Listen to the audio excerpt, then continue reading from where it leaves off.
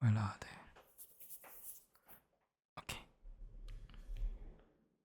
I want to read the book to you. Little Prince. Did you read this book before? Yes, I buy this for a long time. And this book already a bit yellow.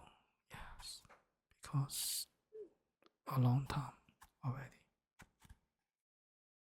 Okay, so I just try to read this book.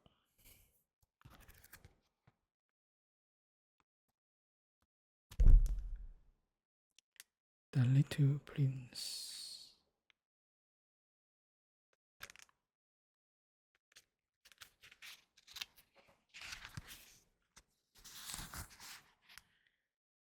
Once, when I was 6 years old, I saw a magnificent picture in a book called True Stories from Nature about the primeval forest. It was a picture of a boa constrictor in the edge of swallowing an animal. Here is a copy of the drawing. Like this.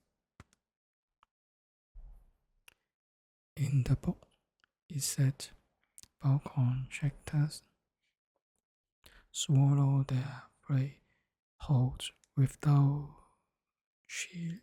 chewing it. After that, they are not able to move, and they sleep through the 6 months that they need for digestion. I pondered deeply then over the adventures of the jungle, and after some work with a color pencil, I succeeded in making my first drawing. My drawing number 1, it looked like this.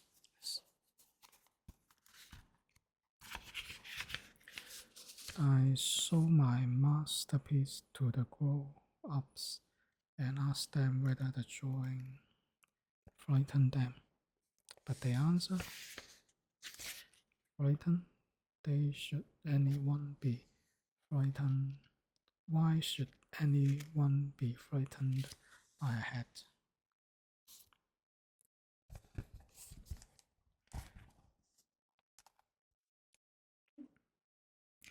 My drawing was not a picture of a hat.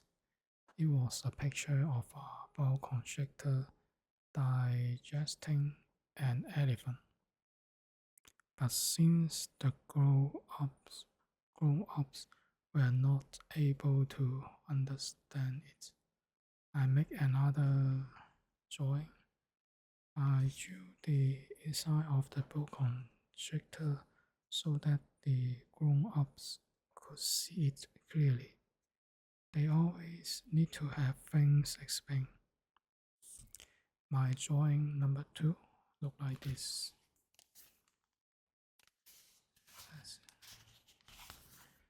The grown-ups' response this time was to advise me I lay aside my drawing of boa constrictor, whether from the inside or the outside, and devote myself instead to geography, history, artistic, arithmetic, and grammar.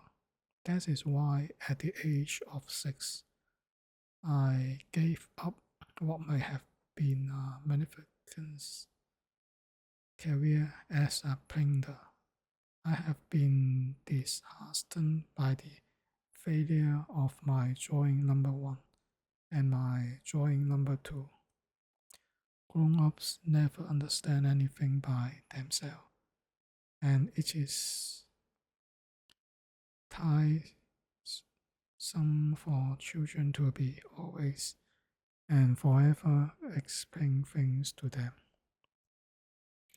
So then I chose another profession and learned to pilot airplanes. I have flown a little over all parts of the world, and it is true that geography has been very useful to me. At a glance, I can distinguish China from Arizona. If one gets lost, if one gets lost in the night, such knowledge is variable. In the course of this life, I have a great many encounters with a great many people who have been concerned with matter of consequence. I have lived a great deal among grown-ups. I have seen them intimately, close at hand, and that hasn't much improved my opinion of them. Whenever I meet one of them who seemed to me at all clear sight, I tried the experiment of showing him my drawing number one, which I have always kept. I would try to find out so if this was a person of true understanding, but whoever it was, he or she would always say that is a hat. Then I would never talk to that person about bioconstrictors or primeval forests or stars. I would bring myself down to his level. I would I would talk to him about beach and golf and politics and neckties, and the grown up would be greatly pleased to have met such a sensible man. This is next part. Chapter 2 should be. Yes, I have the 2. So I live my life alone without anyone that I could really talk to until I have an accident with my plane in the desert of Sahara. 6 years ago, something was broken in my engine, and as I have with the neither a mechanic nor any passengers, I set myself to attempt the different repairs all along. It was a question of life or death for me. I have secretly enough drinking water to last a week. Okay. The first night, then I went to sleep on the sand, 1,000 miles from any human habitation. I was more isolated than a shipwrecked sailor on a wreck in the middle of the ocean. Thus, you can imagine my amazement at sunrise when I was awakened by an odd little voice. It said, "If you please, draw me a ship." What? Draw me a ship? I jumped to my feet, completely thunderstruck. I blinked my eyes hard. I looked carefully all around me, and I saw a most extraordinary small person who stood there examining me with great seriousness. Here you may see the best puzzle that later I was able to make of him. But but my drawing is certainly very much less charming than its model. Then, however, it's not my fault the grown-ups discouraged me in my painter's career when I was 6 years old, and I never learned to draw anything except balls from the outside and balls from the inside. Now I start at this sudden puzzle, uh, apparition with my eyes fairly starting out of my head in astonishment. Remember, I have crashed in the desert 1,000 miles from any inhabited region, and yet my little man seemed neither to be stretching uncertainty among the sands, nor to be fainting from fatal or hunger or thirst or fear. Nothing about him gave any suggestions of a child lost in the middle of the desert, 1,000 miles from any human habitation. When at last I was able to speak, I said to him, "But what are you doing here?" And in answer, he repeated very slowly, as he were speaking of a matter of great consequence, "If you please, draw me a sweep." When a mystery is too overpowering, one dare not disobey.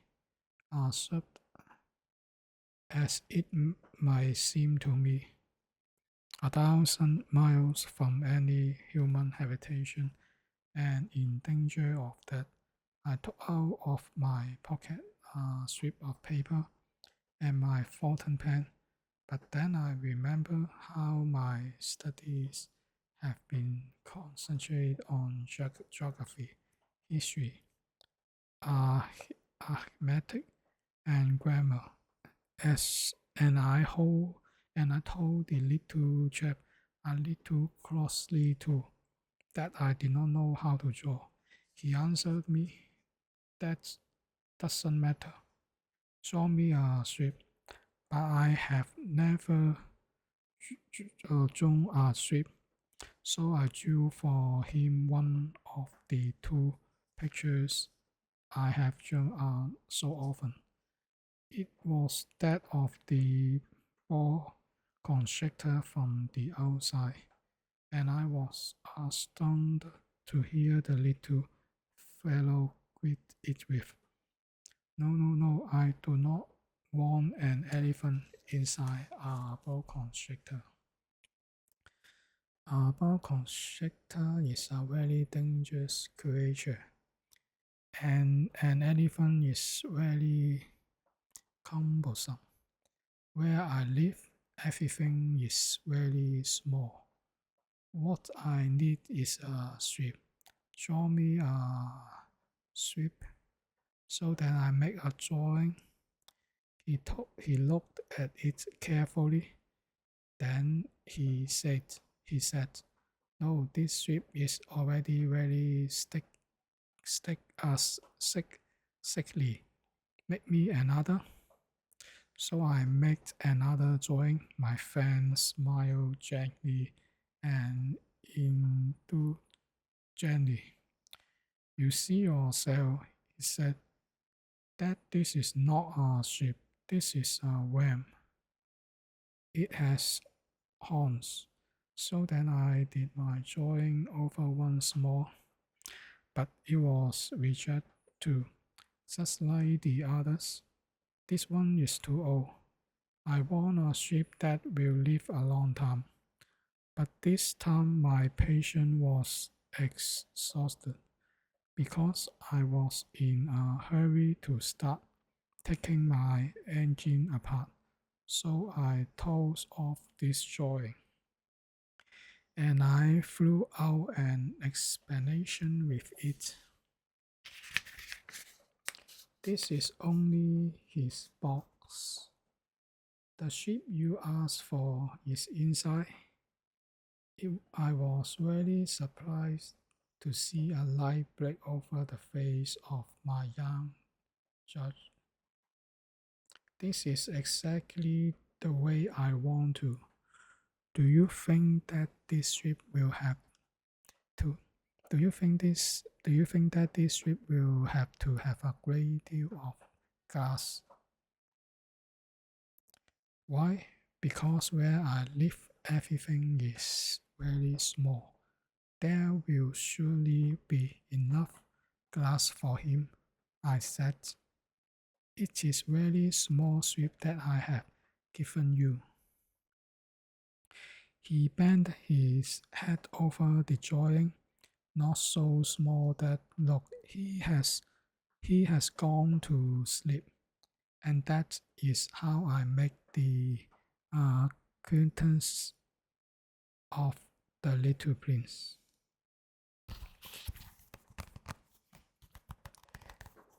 With free chapter.